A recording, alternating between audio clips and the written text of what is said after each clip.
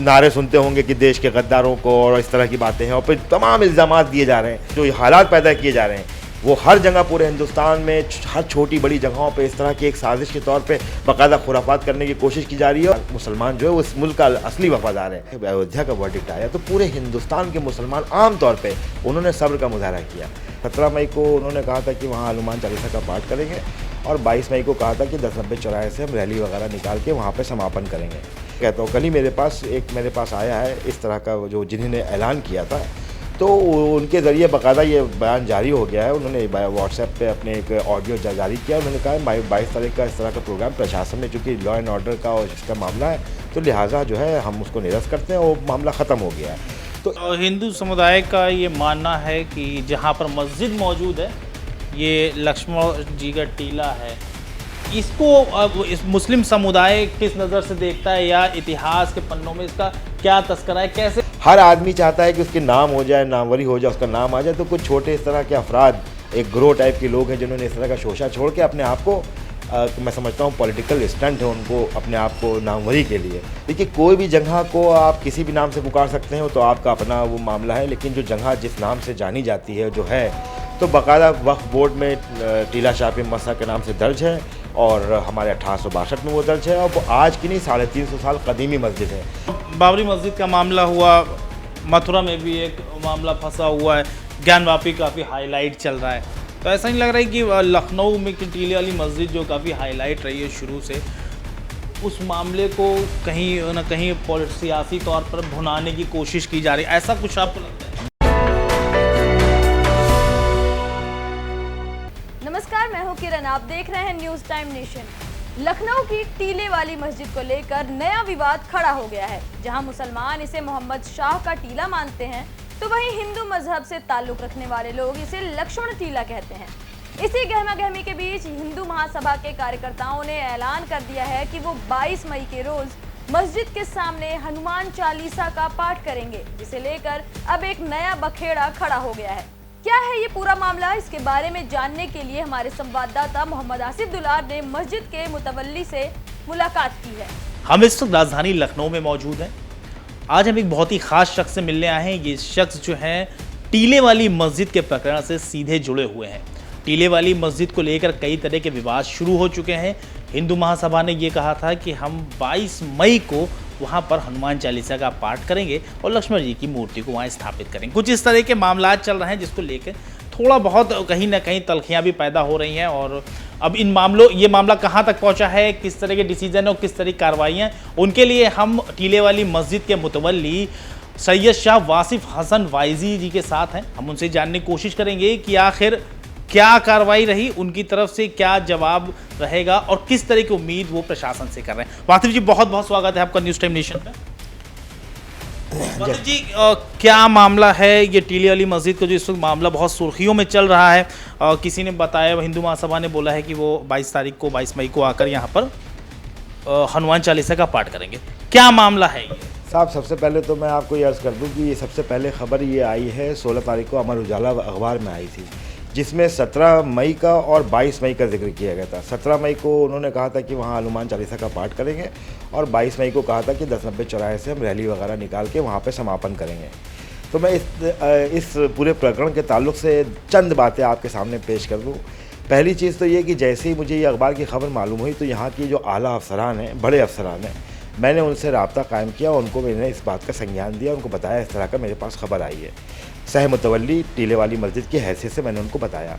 तो खैर अल्हम्दुलिल्लाह उन लोगों ने बहुत अच्छा मुझे रिस्पांस दिया और मुझे यकीन दिलाया कि आप इत्मीनान रखिए, इस तरह की कोई भी बात नहीं होगी। तो जाहिर सी बात है 17 मई को मैंने इसको ख़ास तौर से इसका वॉच किया और इस पर नज़र रखी, तो मुझे ये शाम को इत्तला मिली कि बाकायदा तौर पे लोगों ने इस तरह की जो की, तो प्रशासन ने बहुत चुस्ती से, बहुत जो चुस्त चाक चौबंद तरीके से, बहुत खूबसूरती के साथ में उनसे ज्ञापन लेके इसको समापन कर दिया, और मामला जो है फिर वो वाइंड अप हो गया, ख़त्म हो गया। कहता हूँ कल ही मेरे पास आया है इस तरह का जो जिन्होंने ऐलान किया था, तो उनके ज़रिए बाकायदा ये बयान जारी हो गया है। उन्होंने व्हाट्सएप पे अपने एक ऑडियो जारी किया। उन्होंने कहा 22 तारीख का इस तरह का प्रोग्राम प्रशासन ने, चूँकि लॉ एंड ऑर्डर का और इसका मामला है, तो लिहाजा जो है हम उसको निरस्त करते हैं और मामला ख़त्म हो गया है।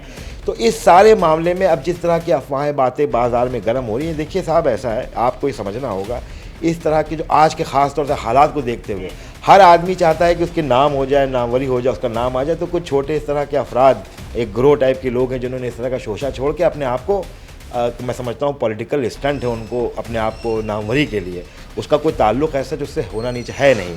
और जिस तरह से प्रशासन ने बहुत सूझबूझ से, बहुत प्यारे तरीके अंदाज में इसको हैंडल किया, मैं उनका तहे दिल से मैं क्या पूरी कौम उनका तहे दिल से शुक्रगुजार है। और मैं उम्मीद करता हूँ इंशाल्लाह 22 तारीख भी अमन व अमान के साथ गुजरेगी।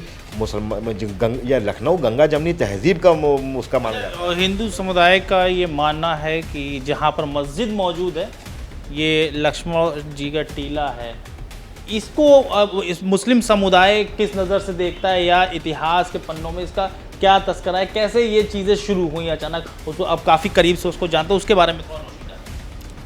देखिए इतिहास का जहाँ ताल्लुक़ है तो मैं ज़्यादा इतिहास की बात अभी इत्मीनान से तफसील से कभी बताऊँगा, लेकिन अभी जो आपने सवाल कायम किया है, देखिए कोई भी जगह को आप किसी भी नाम से पुकार सकते हैं, तो आपका अपना वो मामला है, लेकिन जो जगह जिस नाम से जानी जाती है जो है, तो बाकायदा वक्फ बोर्ड में टीला शाह मसा के नाम से दर्ज है, और हमारे 1862 में वो दर्ज है। और आज की नहीं 350 साल कदीमी मस्जिद है।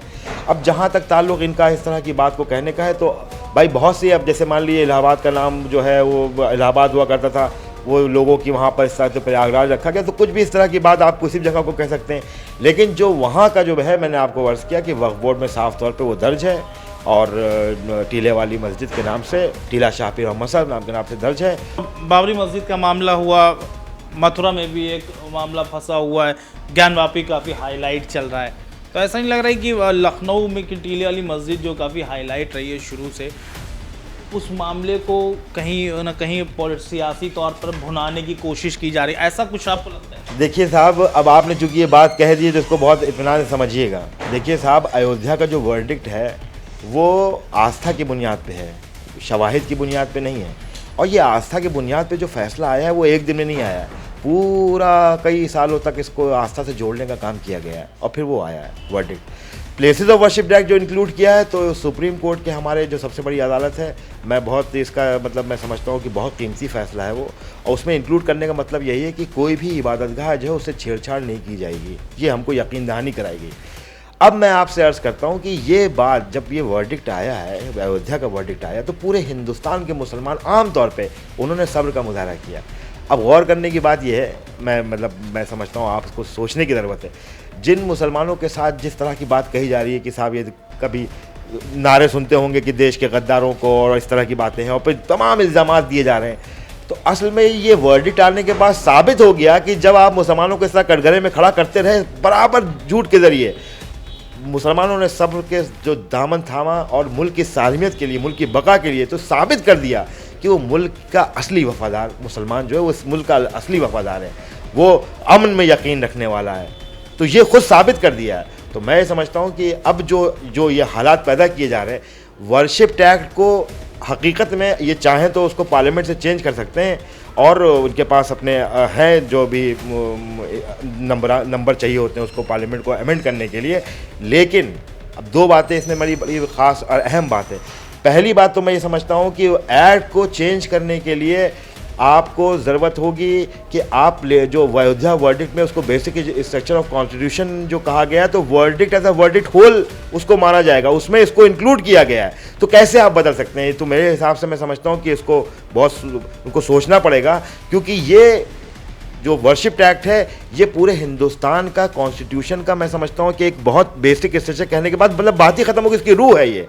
तो अब जो मैं ये समझता हूँ जो हालात पैदा किए जा रहे हैं वो हर जगह पूरे हिंदुस्तान में हर छोटी बड़ी जगहों पे इस तरह की एक साजिश के तौर पे बाकायदा खुराफात करने की कोशिश की जा रही है, और धीरे धीरे इतना करेंगे कि इस तरह का जवाब तलाश किया जा रहा है कि कैसे इसको चेंज किया जाए। तो ये उसकी तैयारी है। ये मैं समझता हूँ ये चलता रहेगा इस तरह की, हर जगह आप देखेंगे कि आहिस्ता आहिस्ता धीरे हर जगह इस आवाज़ उठती रहेगी, और ये बहुत नरेशन क्रिएट करने की कोशिश की जा रही है और बहुत साजिश के तौर पे की जा रही है। मुसलमानों को चाहिए कि बहुत इसमें होशमंद रहें और बहुत समझदारी से इस पर अपनी बात कहें और बहुत समझदारी का मुजाहरा करें।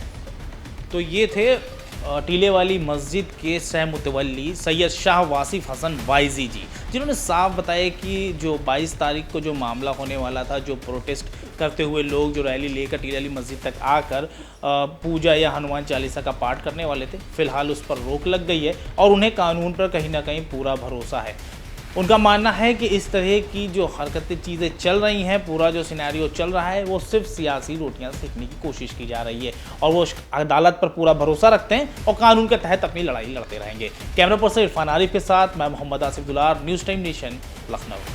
आपको हमारी ये पेशकश कैसी लगी, हमें ये कमेंट सेक्शन में ज़रूर बताइएगा। अगर आप ये खबर फेसबुक पर देख रहे हैं तो वीडियो को लाइक करके पेज को फॉलो करें। साथ ही अगर आप YouTube पर इस खबर से रूबरू हो रहे हैं तो चैनल को सब्सक्राइब करके बेल आइकन दबाना बिल्कुल ना भूलें। नमस्कार। सब्सक्राइब करें आपका अपना चैनल न्यूज़ टाइम नेशन और हर खबर सबसे पहले पाने के लिए बेल आइकॉन जरूर दबाएं। और हाँ, खबरें पसंद आ जाएं तो लाइक और शेयर करना ना भूलें।